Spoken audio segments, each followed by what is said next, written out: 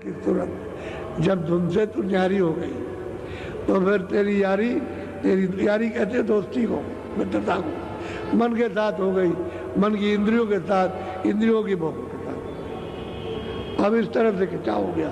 अब भोग इंद्रियों से नहीं छूटते हैं और मन दरवाजे नहीं छोड़ता, और फिर सूरत इनका मन साथ नहीं देता, तो सूरत अकेली क्या कर सकती है? क्योंकि गंदगी तो मन ने ला करके और ला दी, और सूरत बेचारी अब असहाय हो गई। अगर धुन पकड़ ले तब तो फिर मन को काबू में कर लेगी, फिर कोई देर नहीं लगेगी, फिर तो ठीक हो जाएगी, फिर तो उसको साथ ले लेगी और कहेगी तुम मेरी मदद करो, तो ये मदद करने लगेगा तो निकल जाएगी। जब तक मन साथ नहीं देगा तब तक अब अकेले दुर्बल हो गई, कमजोर, असहाय, अब इसकी कोई सहायता नहीं कर सकता। तो क्या करते हैं महात्मा, कि वो बताते हैं कि देखो मन को उधर से हटाओ, इंद्रियों के घाट से थोड़ा सा, फिर इंद्रियों से कहते हैं कि देखो तुम उधर मत जाया करो, उसमें तुमको तकलीफ हो जाएगी, आँख खराब हो जाएगी, कान खराब हो जाएंगे, सब खराब होगा, तो फिर तुम रोगे, चिल्लाओगे। तो मतलब ये इस तरह से धीरे से भोग छुड़ाते हैं, और छुड़ा के मन से कहते हैं सूरत के साथ दे दे, और तुझे अपना रस मिल जाएगा।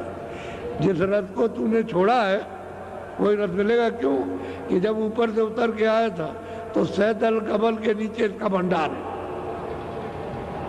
उसको इसने छोड़ दिया, वहीं से एक छोटा तत्व बन के इसके साथ लग गया, बुद्धि का भी, मन का भी, चित्त का भी, अहंकार का भी। अब ये साथ आए और यहाँ आकर के यहाँ चारों तरफ यहाँ बैठे हुए, जब रात को ये सोते हैं तो यहाँ बैठ जाते हैं, और जब जागते हैं तो यहाँ आ जाते हैं। बस इतना ही है, यही बात हो।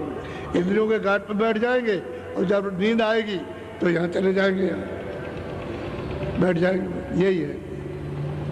अब क्या करे बेचारी सूरत अकेले। तो जब से तूने धुन छोड़ी है तब से देख इसके साथ तेरी दोस्ती, यानी मन तो उधर बना हुआ, इंद्रिया, अब तेरा साथ कुछ ही नहीं रहा। तो कहने का उनका ये है कि थोड़ा सा तू मेरी बात को सुन ले तो मैं तुझे धुन से जोड़ दूँ, तुझे ताकत मिलने लगे, ये अपने आनंद की ठंडक पाने लगे, तो ये उधर से चुप होने लगे। ऐसे मन चुप नहीं होगा, क्योंकि जुग जुग का भगा हुआ, कितने जुग हो गए इसको आए हुए, कितने कल बीत गए, कितने सतयुग त्रेता द्वापर बीत गए, तब का आया हुआ और यहाँ भाग रहा, तो ये चंचल हो गया।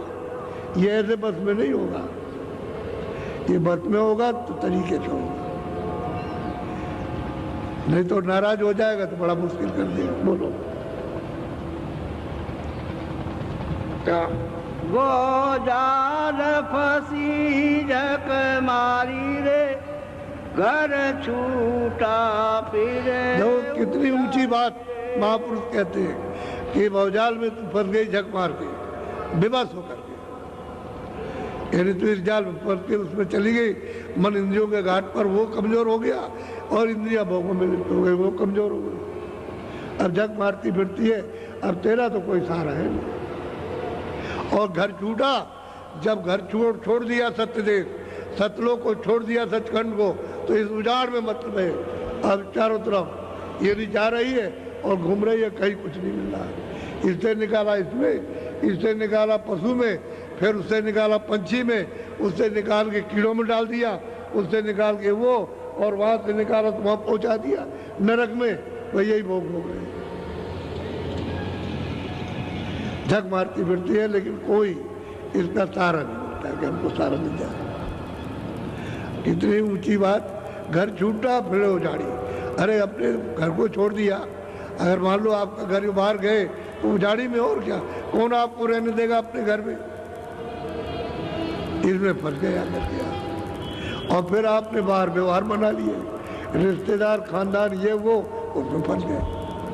फंसा ही फंसाव है।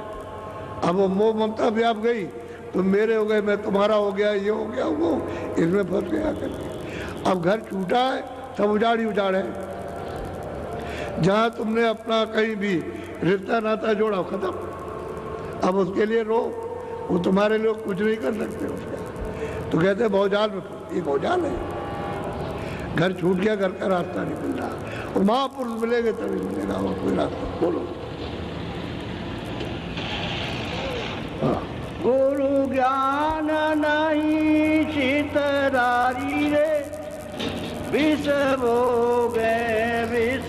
अब कितना साफ साफ समझाते हैं कि जब गुरु जब आए तो उनका जो रास्ता था वो तो तुमने धारण किया नहीं, वो रास्ते के चलने की शिक्षा तो ली नहीं, उसका भेद तो जाना नहीं, और यहाँ घूमती भरमती रही। अब यही संदेश है जो आपको दिया जा रहा कि अरे भाई तुम क्या लेके जाओगे, इतने दिन किया बात तो वही रोज की बात यह है जो कुछ रखा हो खत्म हो गया, फिर उसके लिए मेहनत करो, फिर जमा किया, फिर खत्म हो गया। तो किस चीज में जा रहे हो, उससे तो मिला तो कुछ नहीं, ना मिलेगा। इसलिए ये कुछ नहीं, जाल है, तरह तरह का भौजाल, वासना भिन्न भागती, अथाह वासना समुद्र की लहरों की तरह से वासना उठ रही है और मन भाग रहा है उस आनंद को खोजने के लिए, लेकिन कहीं भी नहीं मिला। चाहे कितना भी राज में जाए, इसमें जाए, धन में, दौलत में, बच्चों में, कहीं भी, लेकिन कहीं उठता है, सब जगह निराश हो जाता है या कुछ नहीं। तो उसने अपना आनंद छोड़ दिया।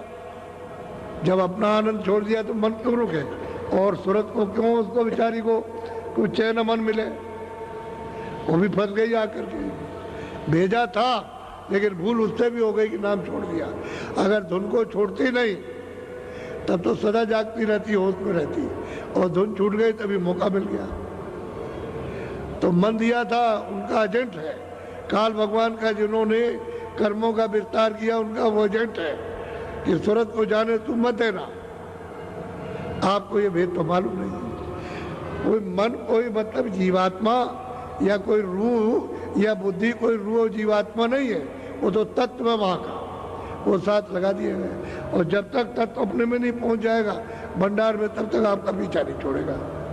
भंडार में पहुँच जाएगा अपने स्थान पर तो फिर चुप हो जाएगा, फिर जाओ आओ, फिर नहीं बोलेगा कि उसको अपना सुख मिल गया, अपने सुख के तत्व में चला गया। अब वो इसलिए हरकत कर रहा है कि हमको हमारा मिलना चाहिए था, सुख मिलना चाहिए, आनंद मिलना चाहिए, यह आनंद ढूंढ रहा है। तो ये फंसाने का काम हो गया आपके साथ, कर्मों में फंस गए और फिर उसमें ढूंढ रहे हो। जब कर्म करने लगे तो ढूंढने लगे कि किधर छुपा है, कहाँ छुपा हुआ, बच्चे में है कि धन में है, कहाँ है कि समुद्र में है कि कहीं जमीन में, किस जगह पर है कि सकल सूरत में, तो वहाँ ढूंढ रहे आना, और वहाँ कहीं मिल नहीं रहा, तो भाग रहा है। बोलो। सिर भार उठावत बारी रे, जमदंड सहे सर। कहते हैं महापुरुष बड़े प्यार से, सिर पर तुमने सबका भार अपने ऊपर में कर्मों का, पाप पुण्य का लाद लिया। अब वो जब तो दंड देगा ही। उसके देश में तो दूसरा कोई काम नहीं, हिसाब करना कि तुमने अच्छा किया उनको लो और तुमने बुरा किया वो भोगो। वो तो जम का दंड है, वो क्यों छोड़ देगा। तो सरकारी आदेश है, अरे ईश्वर का आदेश है, वो तो आपको जिस कर्मों में फंस गए हो तो भोगना पड़ेगा, बच नहीं सकते। बचाने वाले तो संत है कि तुमको पाप पुण्य से बचा ले, तो 11 रूपी अग्नि जलाएंगे, नाम के साथ जोड़ेंगे तभी जीव बच सकता है, और दूसरा कोई उपाय नहीं। ये कलयुग में सबसे सरल और सुलभ और आसान, इससे सरल कोई भी रास्ता नहीं है जो उसको सब कर सकते हैं। पहले युगों की साधना आप नहीं कर सकते हो, ना अब योग हो सकता है और ना और कुछ। ये नाम की कमाई सरल हो सकती है, सरल नाम की कमाई कलयुग में सबको अवसर दिया गया और वो सब खारिज कर दिया।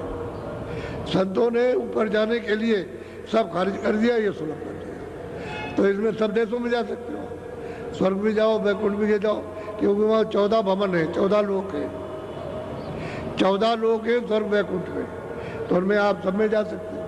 लेकिन नाम की कमाई वही होकर के जानी है, तो सबको देख लेना, सब उसी रास्ते मिल जाएंगे।